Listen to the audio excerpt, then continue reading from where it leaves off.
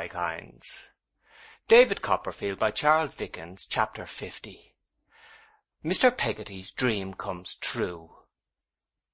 By this time some months had passed since our interview on the bank of the river with Martha. I had never seen her since, but she had communicated with Mr. Peggotty on several occasions. Nothing had come of her zealous intervention, nor could I infer from what he told me that any clue had been obtained for a moment to Emily's fate.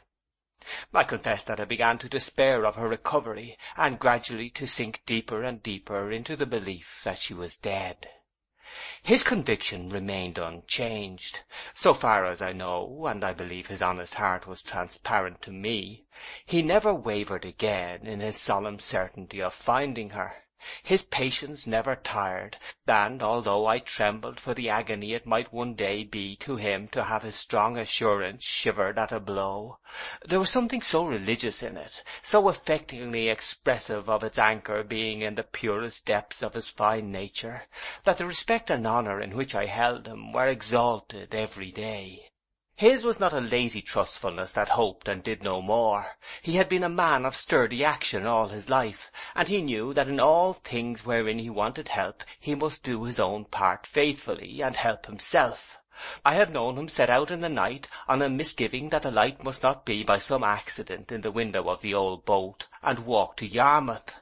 I have known him, on reading something in the newspaper that might apply to her, take up his stick and go forth on a journey of 3 or 4 score miles. He made his way by sea to Naples and back, after hearing the narrative to which Miss Dartle had assisted me. All his journeys were ruggedly performed, for he was steadfast in a purpose of saving money for Emily's sake, when she should be found. All this long pursuit I never heard him repine. I never heard him say he was fatigued or out of heart. Dora had often seen him since our marriage, and was quite fond of him. I fancy his figure before me now, standing near her sofa with his rough cap in his hand, and the blue eyes of my child wife raised with a timid wonder to his face. Sometimes of an evening, about twilight, when he came to talk with me, I would induce him to smoke his pipe in the garden, as we slowly paced to and fro together, and then the picture of his deserted home and the comfortable air it used to have in my childish eyes of an evening when the fire was burning and the wind moaning round it came most vividly into my mind. One evening at this hour he told me that he had found Martha waiting near his lodging on the preceding night when he came out, and that she had asked him not to leave London on any account until he should have seen her again. "Did she tell you why?" I inquired. "I asked her, Master Davy," he replied, "but it is but few words as she ever says, and she only got my promise and so went away." "Did she say when you might expect to see her again?" I demanded. "No, Master Davy," he returned, drawing his hand thoughtfully down his face. "I asked that too, but it was more, she said, than she could tell." As I had long forborne to encourage him with hopes that hung on threads, I made no other comment on this information than that I supposed he would see her soon. Such speculations as it engendered within me I kept to myself, and those were faint enough. I was walking alone in the garden one evening about a fortnight afterwards. I remember that evening well. It was the second in Mr. Micawber's week of suspense. There had been rain all day, and there was a damp feeling in the air. The leaves were thick upon the trees, and heavy with wet, but the rain had ceased, though the sky was still dark, and the hopeful birds were singing cheerfully. As I walked to and fro in the garden, and the twilight began to close around me, their little voices were hushed, and that particular silence which belongs to such an evening in the country when the lightest trees are quite still, save for the occasional droppings from their boughs, prevailed. There was a little green perspective of trellis work and ivy at the side of our cottage, through which I could see from the garden where I was walking, into the road before the house. I happened to turn my eyes towards this place, as I was thinking of many things, and I saw a figure beyond, dressed in a plain cloak. It was bending eagerly towards me and beckoning. "Martha," said I, going to it. "Can you come with me?" she inquired in an agitated whisper. "I have been to him, and he is not at home. I wrote down where he was to come, and left it on his table with my own hand. They said he would not be out long. I have tidings for him. Can you come directly?" My answer was to pass out at the gate immediately. She made a hasty gesture with her hand, as if to entreat my patience at my silence, and turned towards London, whence, as her dress betokened, she had come expeditiously on foot. I asked her if that were not our destination. On her motioning yes, with the same hasty gesture as before, I stopped an empty coach that was coming by, and we got into it.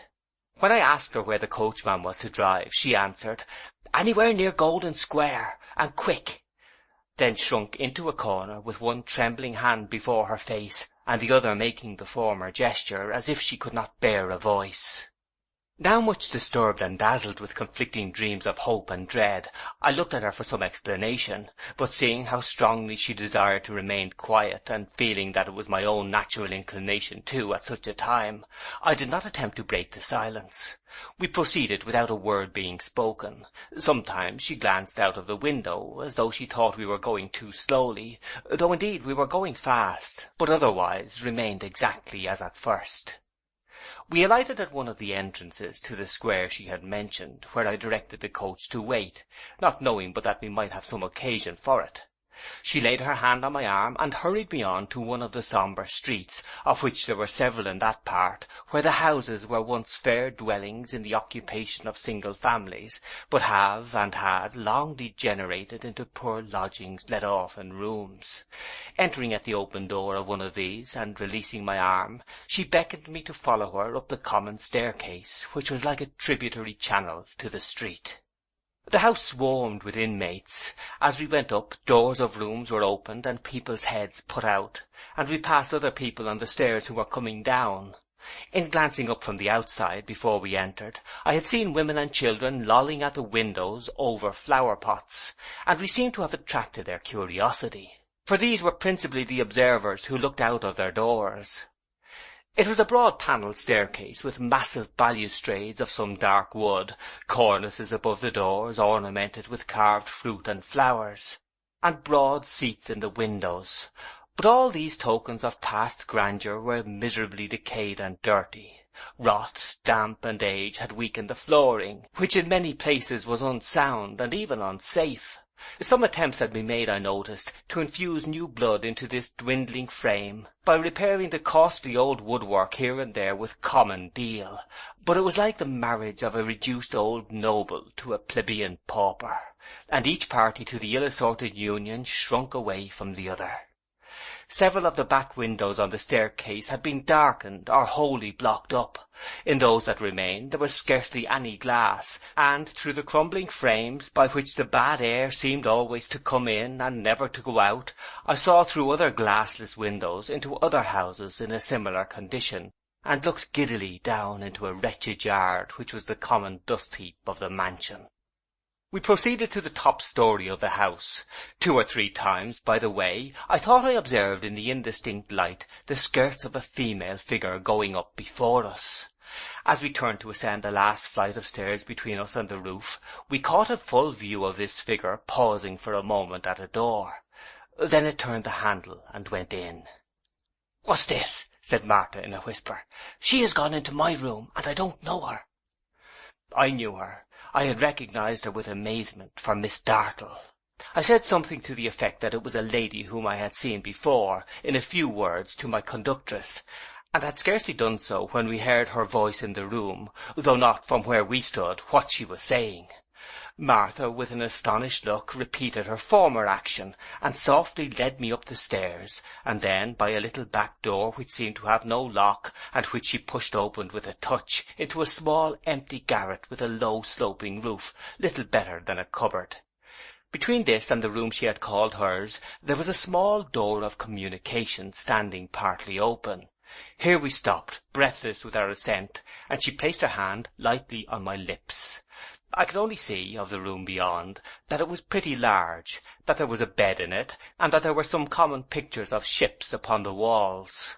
I could not see Miss Dartle, or the person whom we had heard her address. Certainly my companion could not, for my position was the best. A dead silence prevailed for some moments. Martha kept one hand on my lips, and raised the other in a listening attitude. "It matters little to me her not being at home," said Rosa Dartle haughtily. "I know nothing of her. It is you I came to see." "Me," replied a soft voice. At the sound of it a thrill went through my frame, for it was Emily's. "Yes," returned Miss Dartle, "I have come to look at you. What, you are not ashamed of the face that has done so much?" The resolute and unrelenting hatred of her tone, its cold, stern sharpness, and its mastered rage, presented her before me as if I had seen her standing in the light.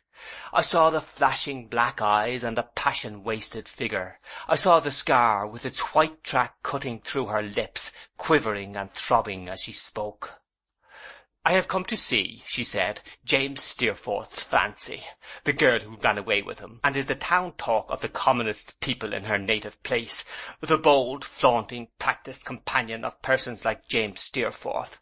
I want to know what such a thing is like." There was a rustle, as if the unhappy girl, on whom she heaped these taunts, ran towards the door, and the speaker swiftly interposed herself before it. It was succeeded by a moment's pause. When Miss Dartle spoke again, it was through her set teeth and with a stamp upon the ground. "Stay there," she said, "or I'll proclaim you to the house and the whole street. If you try to evade me, I'll stop you, if it's by the hair, and raise the very stones against you." A frightened murmur was the only reply that reached my ears. A silence succeeded. I did not know what to do. Much as I desired to put an end to the interview, I felt that I had no right to present myself, that it was for Mr. Peggotty alone to see her and recover her. Would he never come? I thought impatiently.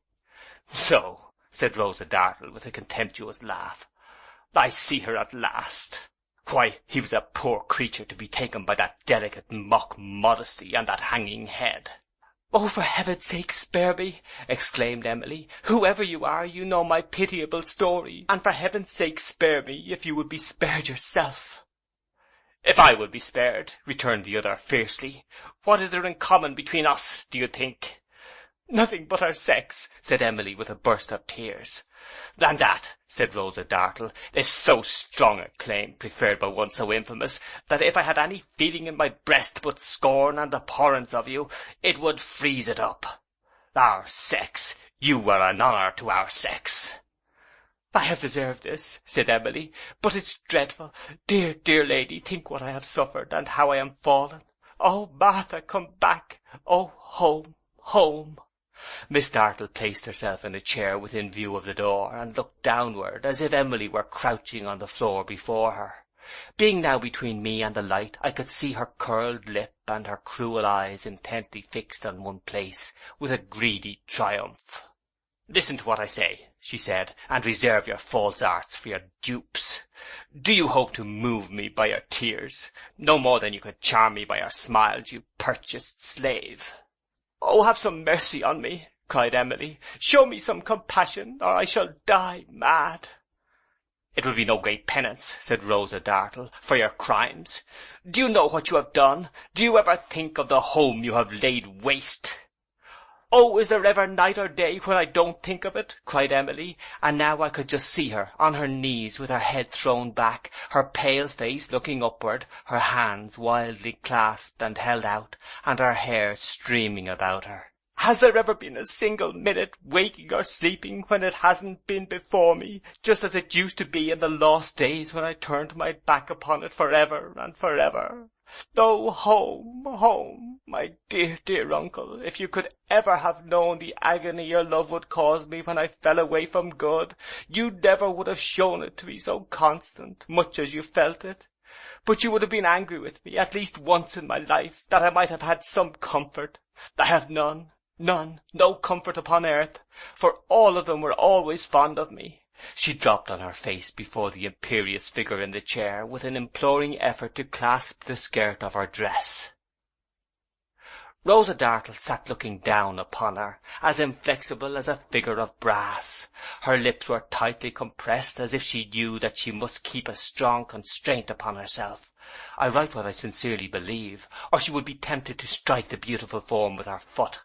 I saw her distinctly, and the whole power of her face and character seemed forced into that expression. Would he never come? "The miserable vanity of these earthworms," she said, when she had so far controlled the angry heavings of her breast that she could trust herself to speak. Your home? Do you imagine that I bestow a thought on it, or suppose you could do any harm to that low place, which money would not pay for, and handsomely? Your home? You were a part of the trade of your home. You were bought and sold like any other vendible thing your people dealt in. "Oh, not that!" cried Emily. "Say anything of me, but don't visit my disgrace and shame, more than I have done, on folks who are as honourable as you.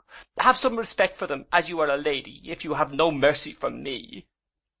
"I speak," she said, not deigning to take any heed of this appeal, and drawing away her dress from the contamination of Emily's touch. "I speak of his home, where I live. Here," she said, stretching out her hand with her contemptuous laugh, and looking down upon the prostrate girl, "is a worthy cause of division between lady mother and gentleman's son, of grief in a house where she wouldn't have been admitted as a kitchen girl, of anger and repining and reproach, this piece of pollution, picked up from the waterside, to be made much of for an hour and then tossed back to her original place." "No, no!" cried Emily, clasping her hands together. "When he first came into our way, that the day had never dawned upon me, and he had met me being carried to my grave, I had been brought up as virtuous as you or any lady, and I was going to be the wife of as good a man as you or any lady in the world can ever marry. If you live in his home, and you know him, you know, perhaps, what his power with a weak, vain girl might be. I don't defend myself, but I know well, and he knows well, or he will know when he comes to die, and his mind is troubled with it, that he used all his power to deceive me, and that I believed him, trusted him, and loved him."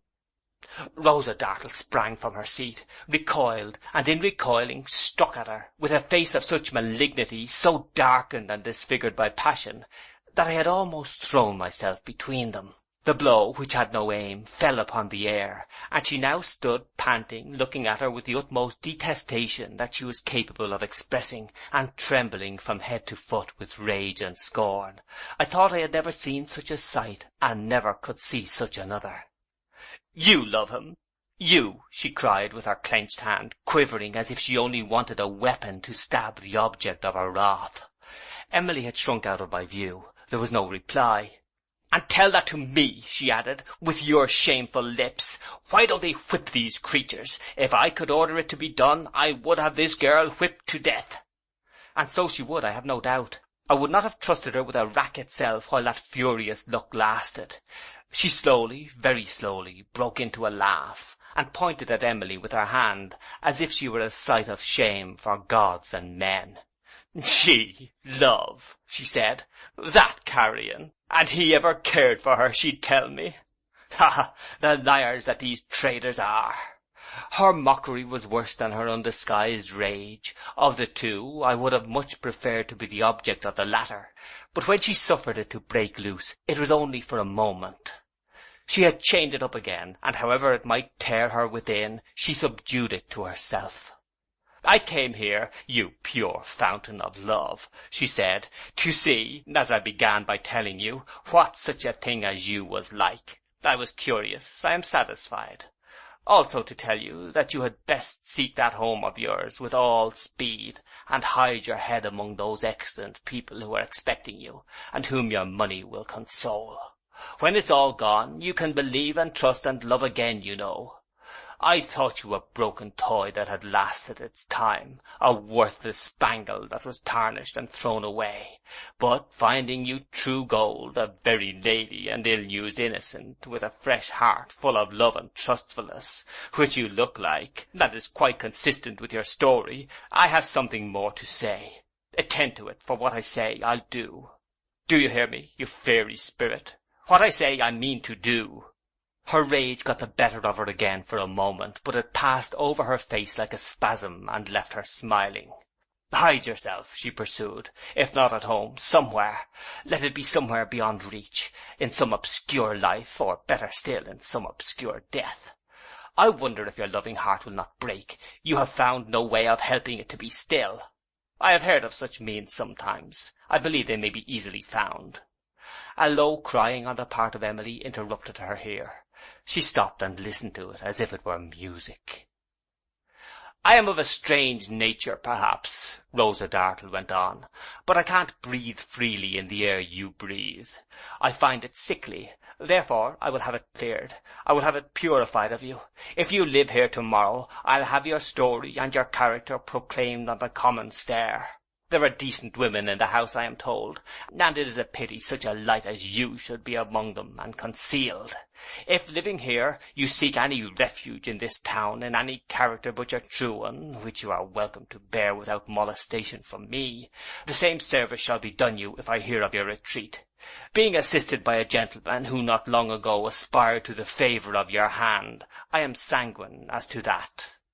Would he never come? How long was I to bear this? How long could I bear it? "Oh me! Oh me!" exclaimed the wretched Emily, in a tone that might have touched the hardest heart, I should have thought. But there was no relenting in Rosa Dartle's smile. What shall I do?" "Do," returned the other. "Live happy in your own reflections. Consecrate your existence to the recollection of James Steerforth's tenderness. He would have made you his serving-man's wife, would he not? Or to feeling grateful to the upright and deserving creature who would have taken you as his gift. Or if those proud remembrances and the consciousness of your own virtues and the honourable position to which they have raised you in the eyes of everything that wears the human shape will not sustain you, marry that good man and be happy in his condescension. If this will not do either, die. There are doorways and dust-heaps for such deaths and such despair. Find one and take your flight to heaven."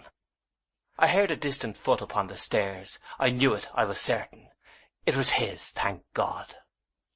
She moved slowly from before the door when she said this, and passed out of my sight.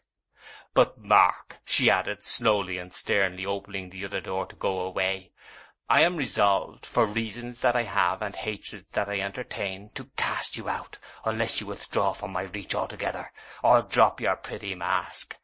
This is what I had to say, and what I say I mean to do." The foot upon the stairs came nearer, nearer, passed her as she went down, rushed into the room. "Uncle!" A fearful cry followed the word. I paused a moment, and, looking in, saw him supporting her insensible figure in his arms. He gazed for a few seconds in the face, then stooped to kiss it, oh, how tenderly, and drew a handkerchief before it.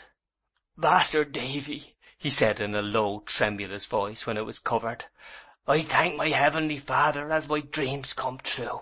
I thank him hearty for having guided me in his own ways to my darling."